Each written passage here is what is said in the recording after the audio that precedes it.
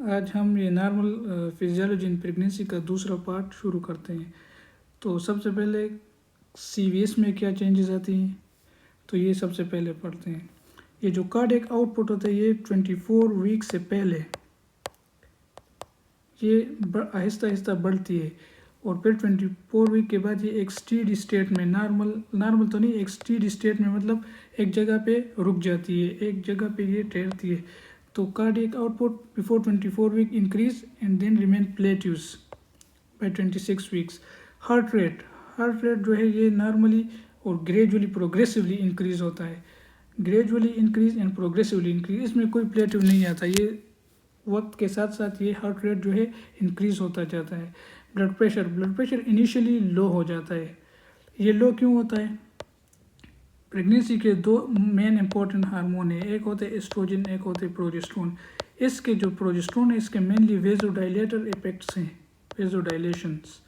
तो ये जो वेजोडाइलेशन होती है, इस वेजोडाइलेशन का एक ही मकसद है, to increase blood flow to uterus, क्योंकि उधर बच्चा बन रहा है तो इसको जो खून ज़्यादा उसकी ज़रूरत होती है, तो वेजोडाइलेशन प्रोजेस्टेरोन करती है, यूट्रस को ब्लड फ्लो ज़्यादा मिल रहा है, तो इसकी वजह से ये जो सिस्टमिक ब्लड प्रेशर है वो आहिस्ता आहिस्ता डिक्रीज़ होता है। लेकिन फिर जब प्रेगनेंसी टर्म के करीब पहुंचती है 32 वीक्स से लेकर 34 वीक्स के बाद फिर आहिस्ता आहिस्ता ब्लड प्रेशर बढ़ जाता है। और ये जो प्री प्रेगनेंसी वैल्यू है, मतलब अगर प्रेगनेंसी से पहले एक लेडी का ब्लड प्रेशर 120/80 था, तो ये इस वैल्यू को फिर दोबारा से टच करने लगती है, पहले डिक्रीज़ होती है फिर Aahista Aahista pre pregnancy value की तरफ जाती है। अब सर्कुलेटरी सिस्टम में क्या चेंजेस आते हैं? ये जो हमारे पास प्लाज्मा है ना, प्लाज्मा ये 40% इंक्रीज होता है। आरबीसी का जो रेड ब्लड सेल का जो वॉल्यूम है वो 20% इंक्रीज होता है। तो प्लाज्मा ज़्यादा बढ़ रहा है, इसके हिसाब से रेड ब्लड सेल उसके हिसाब से कम बढ़ रहे हैं। तो ये जो हमारे पास जो हेमेटोक्रिट का वैल्यू है, हेमेटोक्रिट का वो डिक्रीज़ हो जाती है, 32% पे आती है। क्योंकि एक हिसाब से अगर पानी ज़्यादा बढ़ रहा है और पानी में जो सोलूट है वो उस पानी के बढ़ने के हिसाब से वो कम बढ़ रहा है, अगर ये भी 40% बढ़ता है तो फिर ये हेमेटोक्रिट 40% नॉर्मल रहेगा। लेकिन अगर पानी ज़्यादा बढ़ रहा है, प्लाज्मा पानी है तो ये पानी ज़्यादा बढ़ रहा है, और ये जो आरबीसी है वो इसके हिसाब से प्रोपोर्शनेटली कम बढ़ रहा है। तो ये जो हमारे पास हेमेटोक्रिट है इसकी वैल्यू नॉर्मल वैल्यू से कम हो जाती है 32% पे। इस तरह विस्कोसिटी, जब हेमेटोक्रिट कम हो जाता है इसका मतलब है कि जो प्लाज्मा का वॉल्यूम है इस उसके हिसाब से इसमें जो आरबीसी है वो कम है। तो जो आरबीसी कम है तो इसकी वजह से विस्कोसिटी भी कम हो जाती है।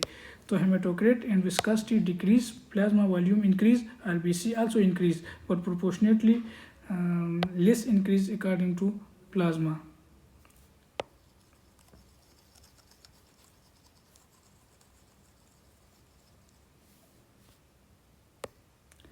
गैस्ट्रो इंटेस्टाइनल जो सिस्टम है इसमें जो है गैस्ट्रिक एम्पटिंग जो है, जो कि गैस्ट्रिक एम्पटिंग का जो टाइम है, कितने टाइम में ये स्टमक का कंटेंट ये इंटेस्टाइन की तरफ जाएगा, ये टाइम जो लेता है ये ज़्यादा से ज़्यादा इंक्रीज़ होता है।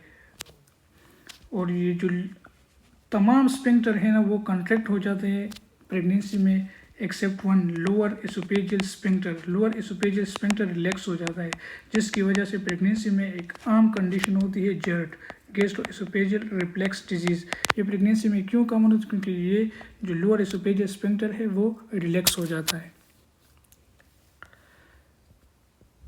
पल्मोनरी सिस्टम में जो टाइडल वॉल्यूम है, टाइडल वॉल्यूम वो वॉल्यूम है जब हम एक सांस अंदर लेते हैं जो वॉल्यूम अंदर जाता है, और जो सांस हम छोड़ते हैं जो वॉल्यूम बाहर आता है, तो ये इसको हम टाइडल वॉल्यूम कहते हैं। ये नॉर्मली 500 ml होता है। तो ये टाइडल वॉल्यूम पर मिनट ये जो है इंक्रीज़ हो जाता है। Respiratory rate and vital capacity ये ना मेंटेन रहती है, ये नॉर्मल होती है, इसमें कोई चेंज नहीं आता। और जो एक्सपायरेटरी रिजर्व है, मतलब अगर हम एक्सपायरेशन करें और उसके बाद भी हमें थोड़ी सी कैपेसिटी होती है कि हम और भी सांस को एक्सपायर कर सकते हैं, इसको हम कहते हैं एक्सपायरेटरी रिजर्व वॉल्यूम।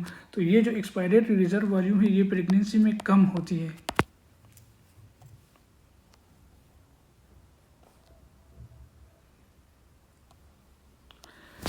इसके बाद हमारे पास प्रेगनेंसी के कुछ साइंस हैं, साइंस ऑफ प्रेगनेंसीज।